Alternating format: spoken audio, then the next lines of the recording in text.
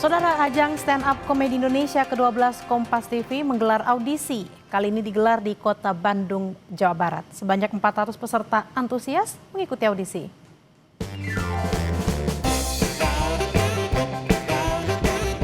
Antrean untuk mewujudkan mimpi jadi komika ternama terlihat di Balai Kota Bandung, lokasi audisi Stand Up Komedi Indonesia atau Suci ke-12 Kompas TV digelar. Sejak pagi, peserta sudah antre untuk ikut audisi. Sebanyak 400 peserta dari berbagai komunitas stand up dan juga perseorangan terlihat antusias ikut audisi. Audisi Suci ke-12 ini dihadiri langsung oleh Wali Kota Bandung, Muhammad Farhan. Farhan mengapresiasi Suci Kompas TV yang mampu melahirkan komedian bertalenta hingga dikenal luas masyarakat Indonesia. Farhan juga memuji warga Bandung yang berani mengambil kesempatan melalui audisi ini untuk meraih mimpinya. Wujudin mimpinya bisa di mana aja, bisa di Jakarta, di Surabaya, di New York, dimanapun. Tapi memulai membangun mimpi itu dari Kota Bandung. Itu yang saya alami sendiri dan saya rasakan sendiri. Saya balik lagi ke Bandung, melihat teman-teman pernah datang ke Bandung, membuka pintu-pintu untuk mewujudkan mimpi, itu saya senang banget. Itu sebabnya makasih banget bahwa Suci sekarang ini yang ke-12 mulai membuka untuk audisi di sini. Walaupun audisinya kejam ya. Kata-kata terima kasih yang seharusnya terdengar nyaman justru terdengar menakutkan.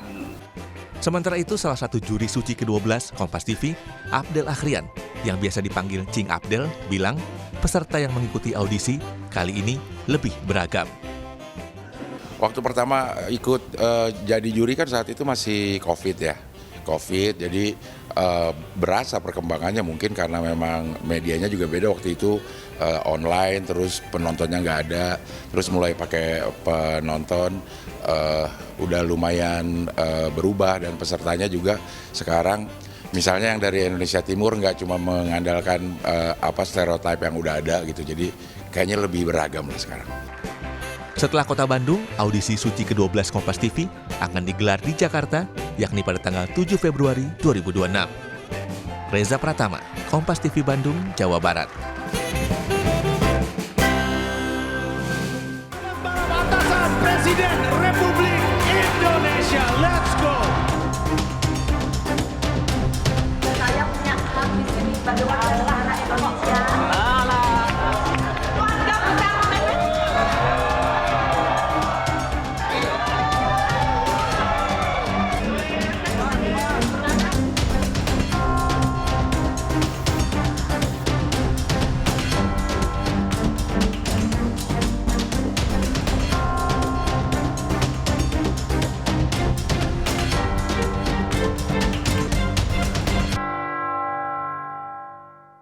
Selamat siang pemirsa di seluruh tanah air. Selamat datang di program Beritawa.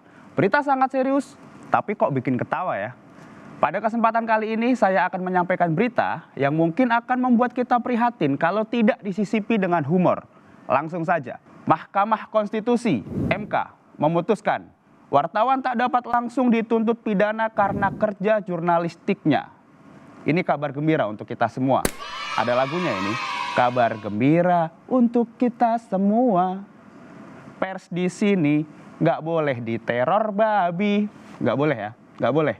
Tikus juga nggak boleh. Mentang-mentang kantornya banyak tikus berdasi. Karena MK juga menegaskan sebagaimana diatur dalam UU 40/1999, segala sengketa pers wajib diselesaikan lewat Dewan Pers lebih dulu.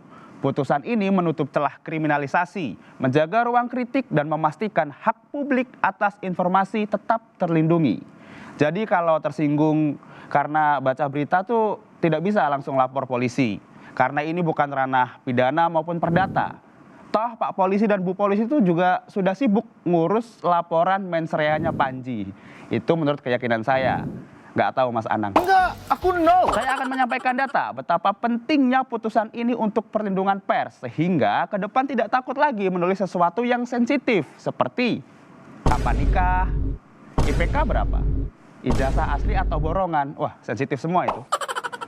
Pada 2020 lalu, 3 jurnalis dipidanakan dengan jeratan UU ITE. Ada Muhammad Asrul dijatuhi vonis penjara 3 bulan oleh Pengadilan Negeri Palopo, Sulawesi Selatan setelah berusaha membongkar dugaan kasus korupsi di Palopo lewat 3 tulisannya. Lalu, Diananta Putra Sumedi ditahan selama 3,5 bulan di rutan Polres Kota Baru.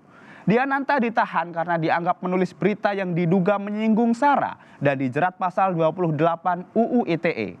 Terakhir, jurnalis Muhammad Sadli Saleh divonis 2 tahun penjara oleh Majelis Hakim Pengadilan Negeri Pasar Wajo, Kabupaten Buton, Sulawesi Tenggara.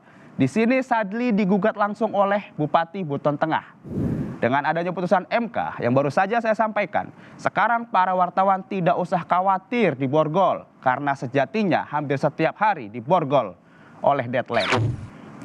Berita terakhir, keributan Keraton Solo, 2 kubu Raja Kembar cekcok di depan Fadlizon. Di depan Fadlizon, di sini bukan depan persis ya pemirsa, ya agak serong kanan dikit lah. Agak serong, bukan main serong. Kalau main serong kan pejabat lain itu. Adalah pokoknya, jangan terlalu diiniin. 2 kubu Raja Kembar Keraton Solo, yakni pihak Pakubuwono, PB14 Purbaya dan PB14 Mangkubumi, terlibat cekcok saat kedatangan Menteri Kebudayaan, Menbud RI Fadlizon, Minggu 18 Januari 2026. Bahkan beberapa saat sebelumnya, situasi sempat memanas ketika pihak Lembaga Dewan Adat, LDA, yang berjalan menuju area keraton dihadang kubu Purbaya. Jadi ini ceritanya penghadangan dilakukan oleh pihak raja. Usut punya usut, menghadangnya itu pakai kuda yang jalannya L. Dan yang dihadang sempat teriak skak. Akhirnya situasi kembali tidak memanas ketika benteng memakan kuda. Kedatangan Fadlizon bertujuan menyerahkan surat keputusan Menteri Kebudayaan. SK Menteri Kebudayaan ini menunjuk KGPH Tejo Wulan sebagai pelaksana. Namun, usai Fadlizon memberikan sambutan, pengageng Sasana Wilapa Keraton Surakarta yang juga kakak PB14 Purbaya, GKR Panembahan Timur, menghampiri Menbud dan menyatakan protes atas penunjukan KGPH Panembahan Agung Tejo Wulan menjadi pelaksana pengembangan Keraton Solo. Oh alah, paham. Jadi ini tuh perkaranya soal siapa yang jadi pelaksana pengembangan keraton. Saya ini juga orang Jawa loh. Dan biasanya orang Jawa itu penuh dengan upload, download, unggah, unduh gitu. Jadi ya kalau cekcok begini kan, mbok ya jangan sampai jadi konsumsi publik, musyawarah yang bagus gitu. Kalau debat jangan sampai mengeluarkan kris ya. Nanti kan ini apa, nyeken gitu. Tit tit tit tit gitu. Tet gitulah pokoknya. Ya itulah berita terakhir yang saya sampaikan. Sebelum saya tutup saya akan membacakan pantun sedikit saja. Ibu kota Indonesia, Jakarta. Jaga kewarasan, jaga logika. Terima kasih, saya Fajar Mukti menyampaikan dari Britawa undur diri. Selamat siang.